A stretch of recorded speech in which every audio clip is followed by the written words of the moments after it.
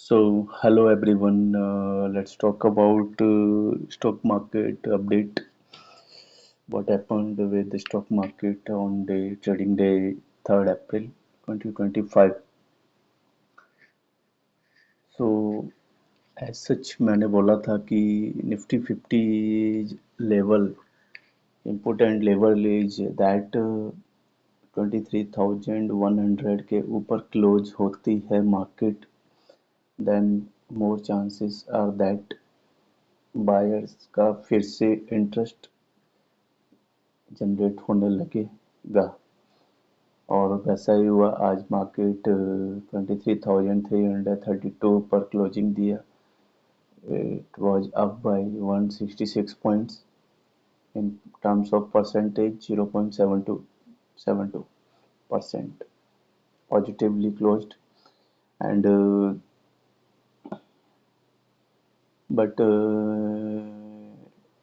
more important level is that 23,400 ऊपर के ऊपर लेवल पर भी क्लोज करना ज़रूरी है बिकॉज लास्ट वीक जो है पिछले लास्ट 5 अगर 2 अप्रैल से पहले की बात करूँ तो लास्ट 5 सेशंस 23,400 के ऊपर ही ट्रेड हुए थे।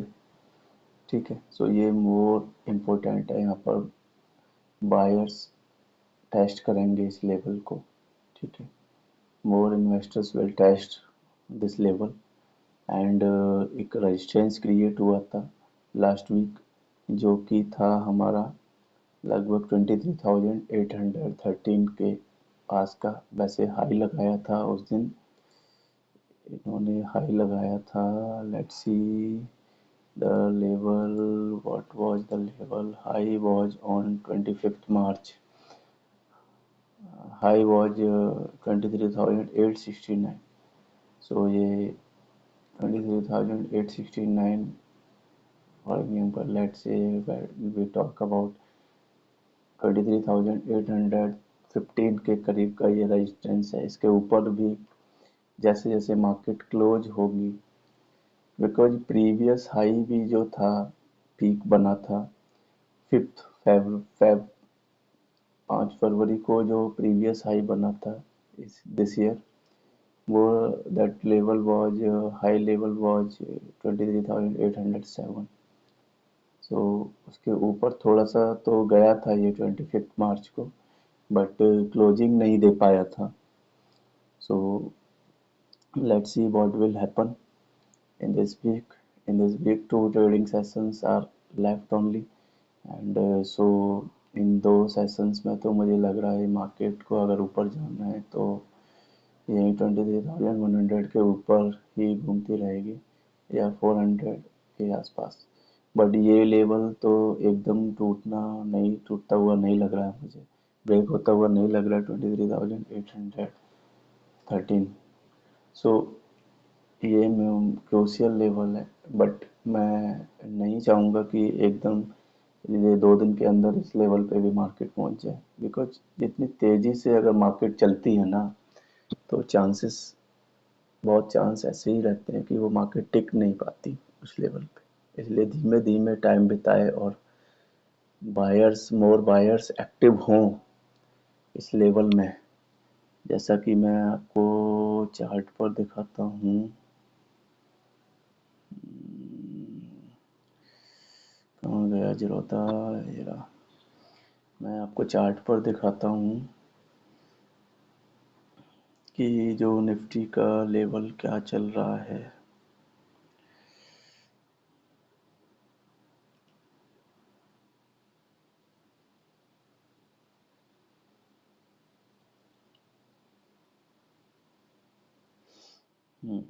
ये रहा।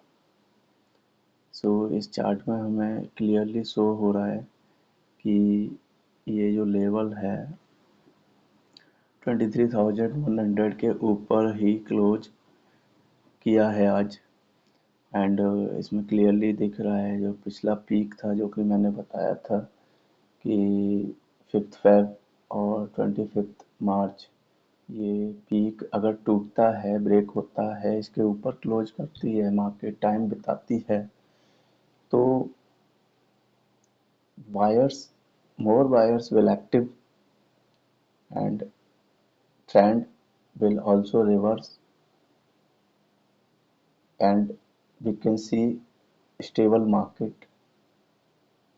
for going upward. Market will at that level ready to go upside. This is much important level.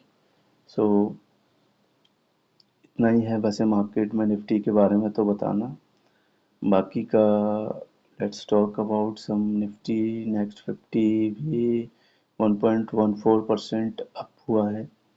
Nifty IT भी 0.84%, Nifty bank also up by 520 points, and percentage terms 1.02 percentage. Nifty also up by 0.90%.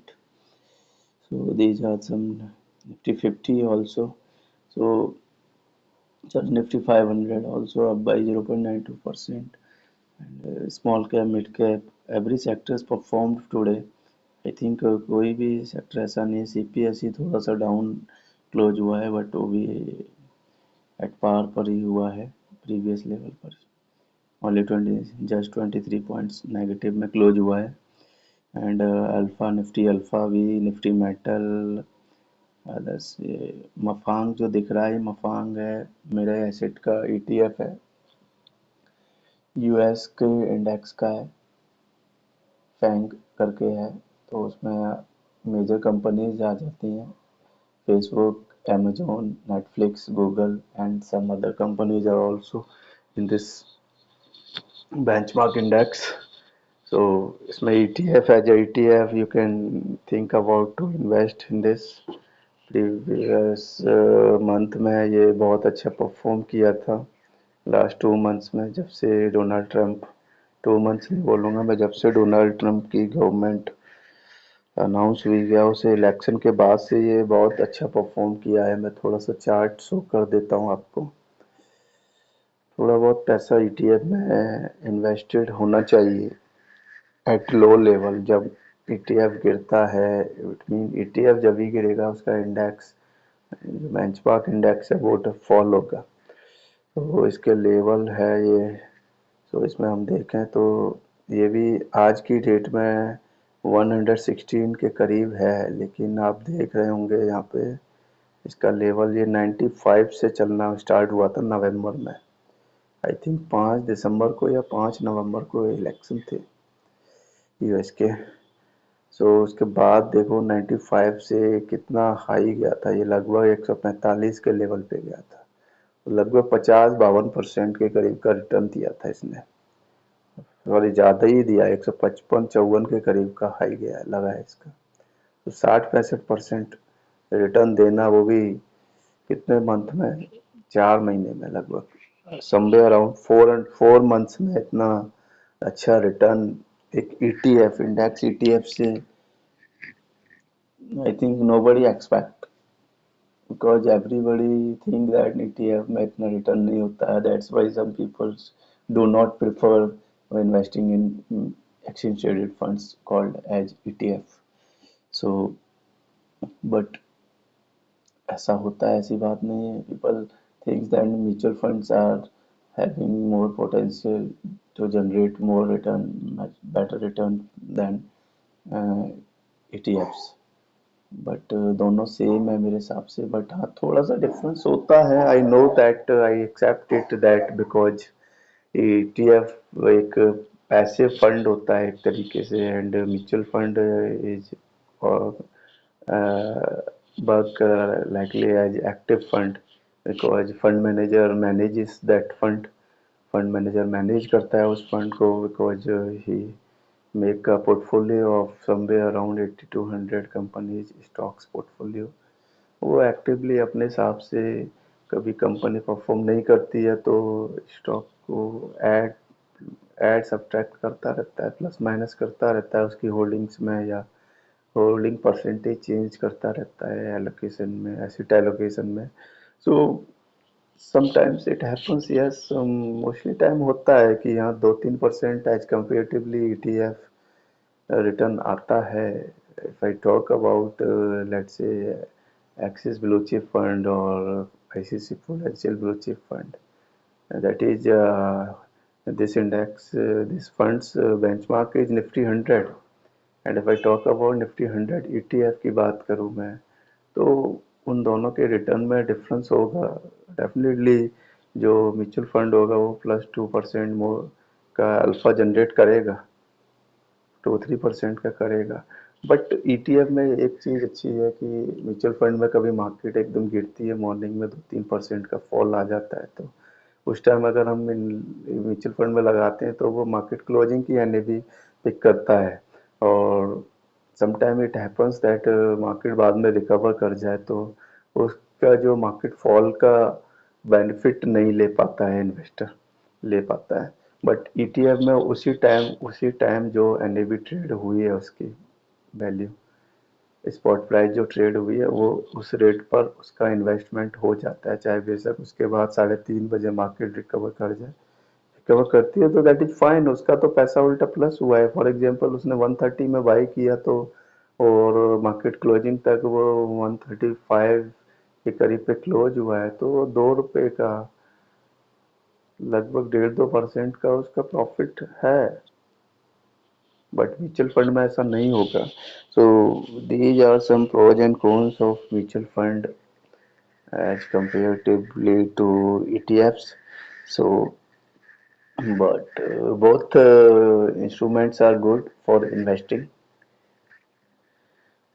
So इसके बारे में बात कर ली हमने, ये MAFANG। तो बाकी मैनी ETFs हैं, एक वीडियो बनाऊंगा मैं, ETFs के बारे में बात करेंगे। ETF से भी बहुत अच्छा रिटर्न जनरेट किया जा सकता है if you actively trade in the market. तो ईटीएफ में प्रॉफिट बुक करते रहते हो तो अच्छा रिटर्न जनरेट हो जाता है as comparatively mutual funds. So these are the some things, because if I talk about so many investors who invest in mutual fund, they do not book their profit. And that's wrong habit or wrong way of investment of those peoples, because profit भी book करते रहना चाहिए, because market is have nature work perform as volatile nature जो in a zigzag way। तो ऊपर जाके नीचे आना, फिर ऊपर जाना एंड ओवरऑल ऊपर चलना, this is the nature of market. So if I talk about that, Nifty 2600 से ऊपर गई थी, अपना प्रीवियस हाई लगाया था, जो कि 27 मार्च को, सॉरी 27 सितंबर को उसने अपना ऑल टाइम हाई लगाया था। At that level higher level was 26,277.35। But उस time people were thinking that market और जाएगी नहीं जाएगी, वट एवर जो भी है। जो पीपल ने प्रॉफिट बुक नहीं किया था तो वो आज की डेट में मार्केट वहां से निफ्टी, अगर आज तो मैं छोड़ू इसे नीचे लेवल तक गया हूँ, तो मैं I can see that market लगभग निफ्टी की ही मैं बात करूँ तो अराउंड 13-14% फॉल हुई थी निफ्टी। मैं यहाँ से आपको अभी ये देख के भी बता देता हूँ। सो ये जब निफ्टी आ गई थी 21 में 1972, सो 16.33 16% के करीब का निफ्टी नेगेटिव चला गया था। सोचो निफ्टी नेगेटिव गया है उस लेवल से 16%, और लोगों का म्यूचुअल फंड का पोर्टफोलियो पोर्टफोलियो का वो तो और ज़्यादा 17-18% नेगेटिव गया होगा अगर उस लेवल पर किसी ने इन्वेस्ट किया है। तो मैं बात कर रहा हूँ किसी का पुराना इन्वेस्टमेंट है, उसकी बात नहीं कर रहा हूँ, वो maybe break even level पर भी रहा हो या प्लस में रहा हो, डिपेंड करता है उस पर्सन ने किस टाइम पे या किस लेवल तक की एवरेजिंग हुई है उसका। ठीक है, कुछ लोगों की एसआईपी भी चल रही होती है तो वो बात अलग है, फिर उसका क्या कितने प्राइजिंग की एवरेजिंग हुई है तो डिपेंड करता है वो। So I think this is enough for discussing about the stock market update today. And हमने इसमें ETF की भी थोड़ी बहुत बात कर ली, सब म्यूचुअल फंड्स की भी बात कर ली, कंपैरिजन दोनों का डिस्कस कर लिया। एंड बाकी डे टू डे मैं अपडेट देता रहूँगा मार्केट के बारे में भी। And I will also make a video on exchange traded funds investment, how to invest in ETFs, how to grab the opportunity of generating more much better return, more return than mutual funds, ये भी मैं बताऊंगा उस video में।